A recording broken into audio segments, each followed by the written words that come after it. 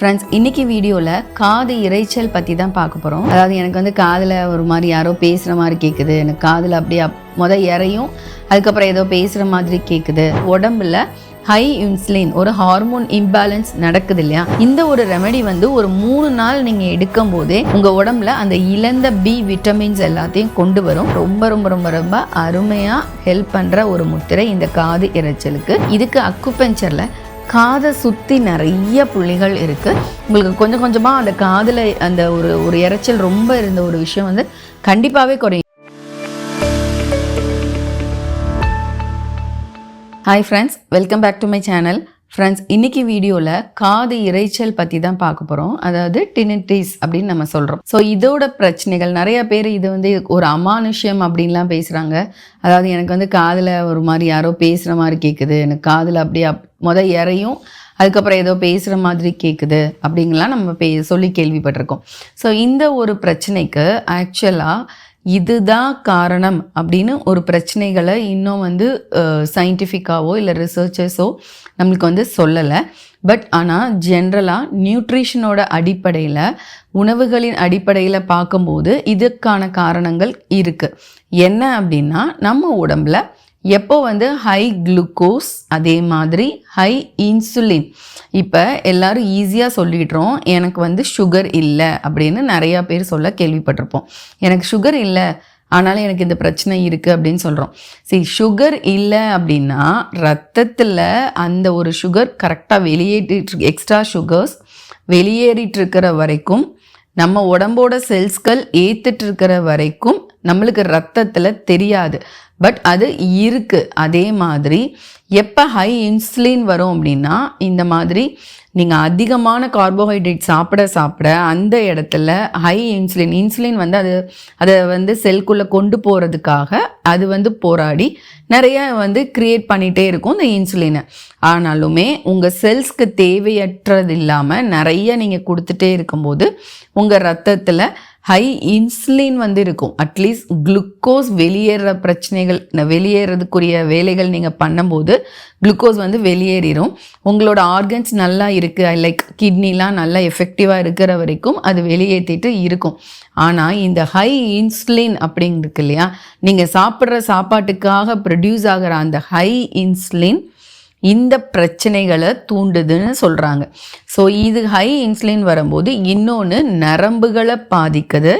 சில மினரல்ஸ், நம்ம உடம்புல இருக்கிற சில தாது உப்புக்களை வந்து வெளியேற்ற ஆரம்பிக்குது. அதுலேயும் முக்கியமாக பி காம்ப்ளெக்ஸ் கேள்விப்பட்டிருக்கோம். ஸோ இந்த பி விட்டமின்ஸ் பார்த்தீங்க அப்படின்னா நம்மளோட நரம்புகளை வந்து ரொம்ப பாதுகாக்குது. அப்போது ஹை இன்சுலின் வரும்போது நம்ம உடம்புல இருந்து இந்த பி விட்டமின்ஸ் வந்து வெளியேறுது. அதே மாதிரி நரம்புகளை பாதுகாக்கிற இன்னொரு மினரலான மெக்னீஷியம், நம்ம உடம்புல சத்துக்கள்லாம் உறிஞ்சப்படுறதுக்கு தேவையான சில இன்னும் மினரல்ஸ் இருக்குது. அது எல்லாமே இந்த ஹை இன்சுலின் பிரச்சனை வரும்போது உடம்புல இருந்து வெளியேற்றப்படுது. ஸோ அப்போ வெளியேற்றப்படும் போது எங்கே வேணாலும் நரம்புகள் வந்து அஃபெக்ட் பண்ணலான்ற அடிப்படையில் காதுகளில் இருக்கிற நரம்புகள்லையும் இந்த ஒரு பிரச்சனை ஏற்படும் போது இந்த காதில் வந்து அந்த சத்தம் வந்து அதிகமாக இருக்குது. இன்னொன்று வந்து ரீசன் என்ன சொல்கிறாங்கன்னா, பிரெயின் வந்து ஹைப்பராக இருக்குது. ஸோ ஹைப்பர் சென்சிட்டிவாக இருக்குது. எந்த ஒரு விஷயங்களுக்கும் நம்ம பிரெயின் வந்து அதிகமாக வந்து ரியாக்ட் பண்ணுது அப்படின்ற ஒரு பிரச்சனை வரும்போது சிலருக்கு இந்த சத்தங்கள் இதெல்லாம் வந்து லைட்டாக கொஞ்சம் கேட்டால் கூட அவங்களால அதை வந்து ஏற்றுக்க முடியாது. ஏன்னா அவங்க பிரெயின் வந்து அதுக்கு ரொம்ப ஹைப்பர் சென்சிட்டிவாக இருக்குது.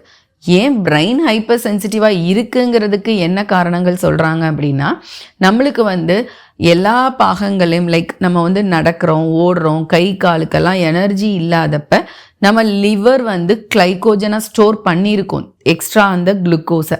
ஸோ அப்படி இருக்கிற குளுக்கோஸ்லேருந்து எனர்ஜியாக கன்வெர்ட் பண்ணி உங்களுக்கு வேலை செய்கிறதுக்கு கொடுக்குது. ஆனால் நம்மளோட இருதய தசைகள் அண்ட் நம்மளோட மூளையில் இருக்கிற செல்ஸ், அதே மாதிரி காது, இந்த மூணுக்குமே என்ன அப்படின்னா இந்த மாதிரி எக்ஸ்ட்ராவாக கிளைகோஜன்லேருந்து எடுத்து கொடுக்குற தன்மை கிடையாது. அப்போது நீங்கள் டைரெக்டாக எனர்ஜி கொடுத்தா மட்டுமே, டைரெக்டாக தேவையான சத்துக்கள் இந்த பிரெயினுக்கும் காதுக்கெல்லாம் போய் சேர்ந்தால் மட்டுமே உங்களுக்கு வந்து அது நல்லா வேலை பார்க்கும்.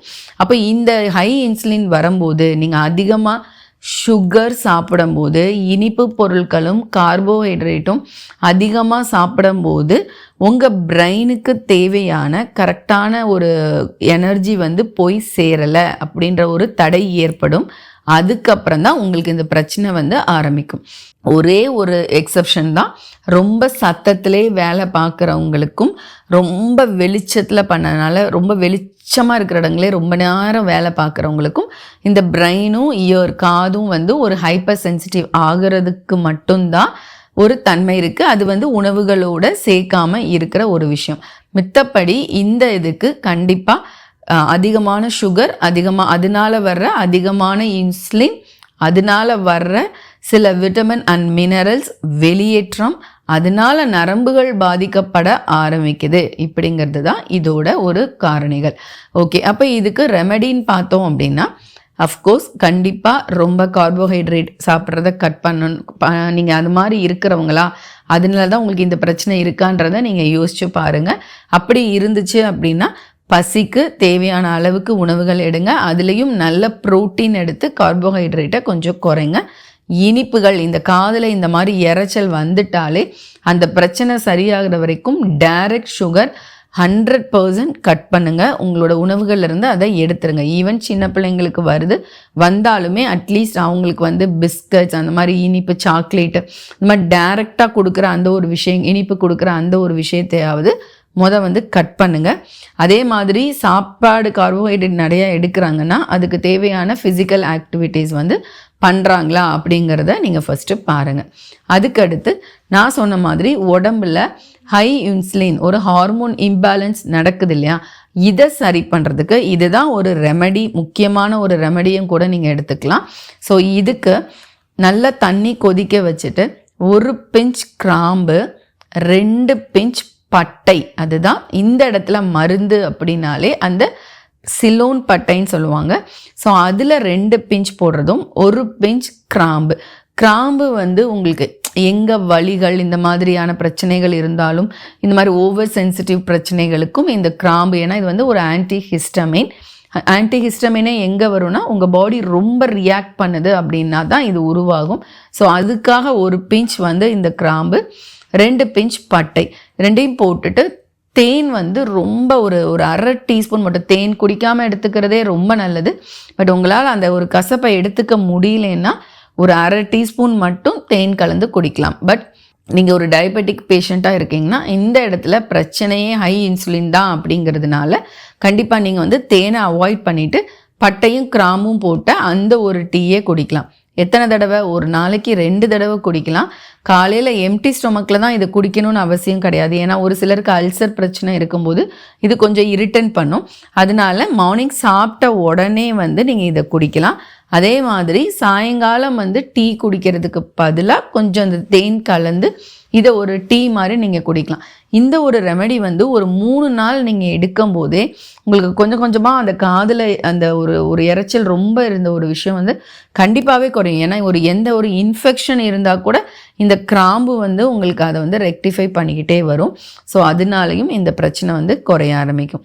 அடுத்து பார்த்தீங்க அப்படின்னா இந்த மாதிரி எந்த ஒரு இன்சுலின் பிரச்சனைக்கும் நம்ம உடம்புக்கு வந்து கசப்பு சுவை கொடுக்கும்போது அந்த பிரச்சனைகள் வந்து குறையும். அதாவது இனிப்புக்கு ஆப்போசிட்டாக ஒரு விஷயம் பண்ணணும் அப்படின்னாலே நம்ம உடம்புல வந்து கசப்பு சுவை அதிகமாக சேர்த்துக்கும் போது தாராளமாக இந்த பிரச்சனை வந்து குறைய ஆரம்பிக்கும். கசப்பு சுவைனா நல்ல பாகற்காய் சாப்பிட்லாம். அதே மாதிரி இது வந்து டைரெக்டாக ஏதாவது ஒரு கஷாயமாக குடிக்கணும்னு நினச்சோம்னா ஒரு வாரம் மட்டும் 1 டீஸ்பூன் நிலவேம்பு போட்டு, ஏன்னா காதில் இன்ஃபெக்ஷன் இருந்தாலும் பிரச்சனை இருக்கலாம். ஸோ அதனால நிலவேம்பு போட்டு ஒரே 1 டீஸ்பூன் போட்டு நல்ல கஷாயமாக காய்ச்சி அதை வடிகட்டி எந்த ஒரு தேனோ எதுவுமே கலக்காமல் காலையில் எம்டி ஸ்டொமக்கில் ஒரு வேளையும், நைட்டு படுக்கும்போது சாப்பிட்டதுக்கு அப்புறம் ஒரு வேளையும் குடிக்கலாம். ஆனால் இது கண்டிப்பாக ஒரே 1 வாரம் மட்டும்தான் இந்த நிலவேம்பு வந்து எடுக்கணும். ஆனால் அந்த கிராம்பு பட்டையை வந்து நீங்கள் தொடர்ச்சியாக ஒரு மாதம் கூட இந்த பிரச்சனைக்கு நீங்கள் எடுத்துகிட்டு வரலாம். 1 மாதம் ஆகியும் உங்களுக்கு எந்த ஒரு டிஃப்ரென்ஸுமே உடம்புல காதில் வந்து தெரியல அப்படின்னா கண்டிப்பாக உங்களோட மருத்துவரை அணுகி என்ன பிரச்சனைன்னு நீங்கள் பார்க்கலாம்.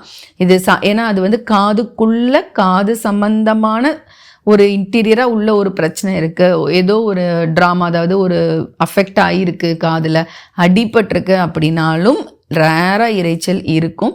ஸோ அதனால ஒரு மாதம் வரைக்கும் இதை ஃபாலோ பண்ணிவிட்டு, சப்போஸ் உங்களுக்கு முடியலைன்னா, இதுக்கு மேலே உங்களுக்கு கண்டினியூ இருக்குன்னா நீங்கள் வந்து ஒரு இயர் ஸ்பெஷலிஸ்ட் போய் பார்த்து அது இன்டெப்த்தாக உள்ள என்ன காதுக்குள்ளே பிரச்சனை இருக்குது அப்படிங்கிறத நீங்கள் கவனிங்க.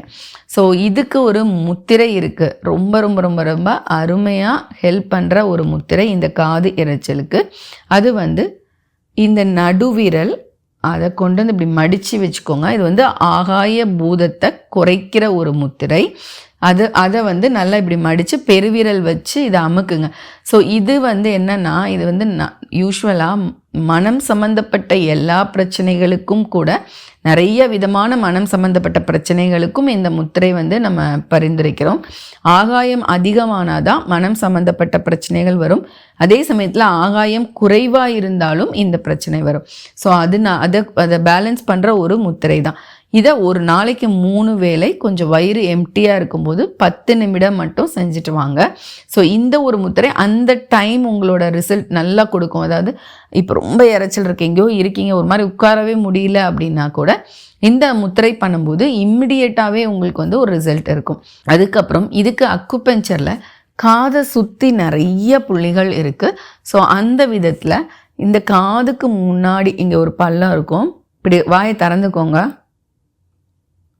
இப்போ ஒரு பள்ளம் வரும், அதை நல்லா ஒரு 10 டைம்ஸ் சுற்றி விடுங்க. அது மாதிரி காது மடல் முடிகிற இடத்துல இந்த மண்டை ஓட்டில் எல்லாமே இது வந்து ட்ரிபிள் வார்மர், அதாவது ஹீட் கொடுக்குற ஒரு புள்ளின்னு சொல்லுவோம். நரம்புகளுக்கு சம்மந்தப்பட்ட ஒரு இது ட்ரிபிள் வார்மர் அப்படின்னு சொல்லுவோம். ஸோ இங்கே அதே மாதிரி பின்னாடி பார்த்தீங்கன்னா இங்கே ஒரு எலும்பு இருக்கும், அது முடிகிற இடத்துல ஒரு பள்ளம் இருக்கும். இப்படி காது திறந்தாலும் ஒரு பள்ளம் வரும், அந்த இடத்தையும் சுற்றி விடுங்க. இந்த ஒவ்வொரு இதையுமே ஒரு 10 தடவை இது மாதிரி ஒரு நாளைக்கு 3 வேளைகள் வந்து நீங்கள் சுற்றலாம். அடுத்து இந்த காது பாதியில் பார்த்தோன்னா இப்படி பின்னாடி இந்த இங்கே மண்டை வந்து இப்படி முடிகிற இடத்துல இங்கே இருக்குது. ஸோ அங்கே ஒரு பள்ளம் நம்மளுக்கு இருக்கும், அதையும் நீங்கள் அமைக்கி விடுங்க. ஸோ இது மாதிரி இந்த காதை சுற்றி இருக்கிற எல்லா புள்ளிகளையுமே தொடர்ச்சியாக ஒரு நாளைக்கு 3 வேளை வந்து தூண்டிட்டு வாங்க. ஸோ நான் சொன்ன மாதிரி இந்த ஹை இன்சுலின் பிரச்சனைகள்லாம் இருக்கும்போது நிறைய மினரல்ஸ் அண்ட் விட்டமின்ஸும் இதிலேருந்து வெளியேறுது. அப்படிங்கிறப்போ மெயினாக வந்து பி விட்டமின்ஸ் நிறைய உங்கள் உடம்புல சேர்த்துக்கணும். அதாவது பச்சை காய்கறிகள், நிறைய பச்சை காய்கறிகள் உள்ள உணவில் எடுத்துக்கலாம். முருங்கைக்கீரை, நார்மலாக அரைக்கீரை, இதில் முக்கியமாக வந்து கொத்தமல்லி புதினா போட்டு ஒரு ஜூஸ் எடுத்துக்கலாம். கொத்தமல்லி ஒரு கைப்பிடியும் புதினா ஒரு கைப்பிடியும் போட்டு அதில் கொஞ்சம் உப்பு நல்லா போட்டு, ஏன்னா அக்குபஞ்சர் பொறுத்த வரைக்கும் காது வந்து எங்களுக்கு கிட்னியோட சம்மந்தப்பட்ட ஒரு விஷயம், அதாவது நீர்பூதம், அதுக்குரிய சுவை வந்து உப்பு. ஸோ இதுக்கு இந்த பிரச்சனைக்கு கண்டிப்பாக வந்து நீங்கள் வந்து என்ன ஒரு ஸ்மூத்தியாக ஒரு பச்சை காய்கறிகள் அடித்தாலும் அதில் கொஞ்சம் நல்லாவே உங்களுக்கு குடிக்கிற அளவுக்கு உப்பு வந்து நீங்கள் சேர்த்துக்கலாம். மிளகு வந்து கொஞ்சமாக சேர்த்துக்கலாம். மெயினாக வந்து புதினா கொத்தமல்லி போட்டு ரா ஸ்மூத்தியாக எடுக்கிற ஒரு விஷயம் வந்து உங்கள் உடம்புல அந்த இழந்த பி விட்டமின்ஸ் எல்லாத்தையும் கொண்டு வரும். அப்படி ஒன்று கொடுக்கும்போது உங்களுக்கு வந்து அந்த நரம்புகளுக்கு வந்து கொஞ்சம் ஊட்டமாக இருக்கும். ஸோ நரம்பு பலம் பெறும்போது இந்த காதில் அந்த சத்தங்கள் வந்து குறைய ஆரம்பிக்கும். ஸோ அதனால கூடிய மட்டும் இந்த பி விட்டமின்ஸ் எடுங்க. இல்லை நீங்கள் உங்கள் டாக்டரை அணுகி ஒரு பி காம்ப்ளெக்ஸ் விட்டமின்ஸ் எடுத்துக்கிட்டீங்க அப்படின்னா உங்கள் அந்த டைஜஷன் சம்மந்தப்பட்ட அந்த ஹை இன்சுலின் சம்மந்தப்பட்ட பிரச்சனைகள் வந்து கொஞ்சம் குறையும் போது உங்களுக்கு அந்த காது இரைச்சலில் வந்து நல்லாவே டிஃப்ரென்ஸ் தெரிய ஆரம்பிக்கும். ஸோ யூஸ்வலாகவே இந்த முத்ராவும் அக்குபஞ்சரும் எந்த ஒரு சைடு எஃபெக்ட்ஸ் இல்லைங்கிற காரணத்தினால நீங்கள் ரெமெடியெல்லாம் ஸ்டார்ட் பண்ணுறதுக்கு முன்னாடி, உங்கள் ஹோம் ரெமெடி ஸ்டார்ட் பண்ணுறதுக்கு முன்னாடி இந்த முத்ராவையும் இந்த அக்குபஞ்சரையும் இப்போ ஸ்டார்ட் பண்ணாலே உங்களுக்கு அன்னைக்கு டேலேயே வந்து நல்ல ஒரு மாற்றத்தை வந்து உங்களால் பார்க்க முடியும். பட் இருந்தாலும் நான் சொன்ன மாதிரி காதுக்குள்ளே ஒரு பிரச்சனை எதுவும் இருக்கா அப்படிங்கிறத மட்டும் உங்களோட இயர் டாக்டர்கிட்ட, உங்களோட காது மூக்கு தொண்டை டாக்டர்கிட்ட அணுகி ஒரு இது கேட்டுக்கோங்க, ஒப்பீனியன் கேட்டுட்டு காதுக்குள்ளே எந்த பிரச்சனையும் இல்லை அப்படிங்கிற பட்சத்தில் தாராளமாக இந்த ரெமெடிஸ் வந்து உங்களுக்கு ஹெல்ப் பண்ணும். ஸோ ஃப்ரெண்ட்ஸ், இந்த ஒரு வீடியோ, இந்த ஒரு தகவல் உங்களுக்கு ரொம்ப உபயோகமாக இருக்கும்னு நினைக்கிறேன். உங்கள் ஃப்ரெண்ட்ஸ் அண்ட் ரிலேட்டிவ்ஸ் எல்லாருக்குமே ஷேர் பண்ணுங்கள். நிறைய பேர் என்னோடய சேனலை இன்னும் சப்ஸ்கிரைப் பண்ணாமல் பார்த்துட்ருக்கீங்க, சப்ஸ்கிரைப் பண்ணிக்கோங்க. இந்த கண்டென்ட் உங்களுக்கு பிடிச்சிருந்தா ஒரு லைக் கொடுங்க, அப்போ தான் எனக்கு மேல் மேலே இன்னும் நிறைய வீடியோஸ் இது மாதிரி பண்ணுறதுக்கு ஒரு உந்து சக்தியாக இருக்கும். மற்றொரு உபயோகமான வீடியோவில் சந்திக்கிறேன். நன்றி, வணக்கம்.